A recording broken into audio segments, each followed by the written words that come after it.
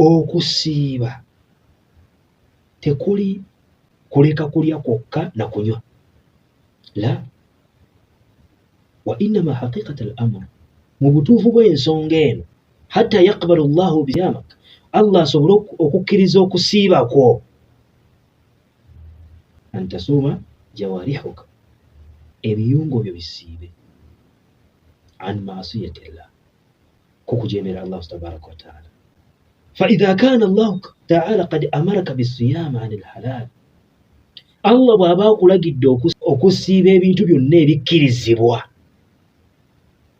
obisiiba oluvannyuma lw'akaseera mu ssaawa nga 12 kusinziira ku ggwanga ly'oba olimu, ebbanga limusiibira mu ssaawa nga 12, 11 oba ssaawa 14, ebbanga eryosiiba ery'olunaku nga Allah akuziyizza, akulagidde osiibe ebintu ebiri halaali ku ggwe, fa innahu yajibu alayka min baabi awla an tasuuma an alharam, kiba kya ku mwanjo nnyo gy'oli nga kyatteeka ku ggwe okusiiba ebintu ebiri haramu. Allah waba akugambye osiibe weziyize ebiri halaali, okulya, okunywa, omwami abafumbo okuba nti babeera bonna mu bbanga lya ssaawa 12, ssaawa 11, ssaawa 13, ssaawa 14, nga bintu biri halaali. Allah akugambye tobisemberera, tobirya, byeziyizeeko. Kati oli biri haramu, lino nno ttendekero, ebiyungu byo bisiibe. Ate mu kusiiba okwo biri mu kutendekebwa, bitendekebwa olw'emyezi egisigadde 11. Fatasuumu aynaaka ani nnadhar ila alharam, amaaso go gasiibe ku kulaba ebintu ebiri haramu, ku kulaba ku bwereere bw'abalala abeeyambudde. Amaaso go gasiibe ku bintu, okutunula ku bintu ebiri haramu. Sinakindi n'obutakkakkanya muntu yenna amutukozesa amaaso linatunulina muzimuula. Abakyala babawale basinga okumanya embeera eyo, kukozesa amaaso nga tayogedde naye eriiso lyokka ne likulaga kyabadde ategeeza. Amaaso gaffe gasiibe, toyisa maaso mu bantu, b'owangaala nabo bawe ebitiibwa. Ramadhaani kyejja etendekero, ejja tutendeka ebyo. Wayasuumu lisaanaka ani talaffuz bilharam, olulimi lwo luno lusiibe okwatula n'okwogera ebiri haramu, kulimba, kugeya, kutambuza lugambo, kukyankalanya, kuvuma n'ebirala bingi.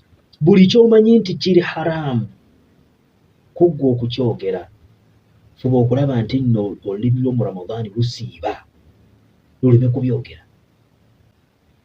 Watasuumu yadaaka min an fi'li alharam, emikono gyo gino gisiibe ku kukola haramu, ku bubbi, kukwata ku bintu biri haramu. Buli ky'omanyi nti kino emikono gye gikikola nga tekikkirizibwa mu Ramadhaani. Ramadhaani weeteeketeeke okulaba nti nno emikono gyo gisiiba, emikono gisiiba. Naye oli asiibye naye ng'akozesa emikono gye okubba, byasibuukirako nga bya bufere. Oli bamuwadde emmere yakusibula basiraamu, evuddeyo nga yakusibula basiraamu, oluusi nga bamuwadde n'akasiimo akokukola omulimu ogwo ogw'okutambuza ebyokulya bino bituuka eri abasiraamu, naye wakati awo ne bitatuuka, ne bikyama. Emikono gyaffe gisiibe, abaffe emikono gyaffe gisiibe ku bintu ebiri haramu. Watasuumu qadamaaka ani almashi ila alharam, n'ebigere byo n'amagulu go gasiibe ku kutambulira nga ogenda mu bintu ebiri haramu. Mulimu abakirabinga ega no weeteeseteese otyo otandise okubita oba oyongeramu bwongezi maaso kasobululo awo oba weeteeseteese okuganyula Muramagana. Abamu kye bakola akaseera nga kano kasita katuuka era ogenda okuwulira okuwoowa afuta magalibi yakuna abamu ddayoka ewammwe Muramagana kasita enagwa. Abamu babuuza ebibuuzo, mulimu abuuza ebibuuzo naye nga yeebuuliza ye wabula ayita mulala. Oli wabanga alina obuwala sibawoowe asobola omufumbira. Abaffe emikono gyaffe gisiibe, amagulu gaffe gasiibe ku kutambulira mu haramu. Oli kasita futaali eggwa nga akiwedde kasita futaali ng'agenda akyalirako baakyalidde. Oba nga woba wasuza. Abaffe lwaki ebintu tetukola mu makubo matuufu? Waba omukyala muwoowe, mubeere mu mateeka. Okusoomoozebwa n'obukyamu n'ebibi ebibatuukako nga muli mu mbeera ey'obwenzi bingi. Nabwe kityo ebiyungo byaffe byonna bye twogeddeko ne bitwogeddeeko, amatu gano tugasiibe ku kuwuliriza ebintu ebiri haramu. Lwana nga bw'osobola. Kino nno bino bye twogerako eby'okusiibisa ebiyungo bino biri gy'oli ggwe ssekinnoomu.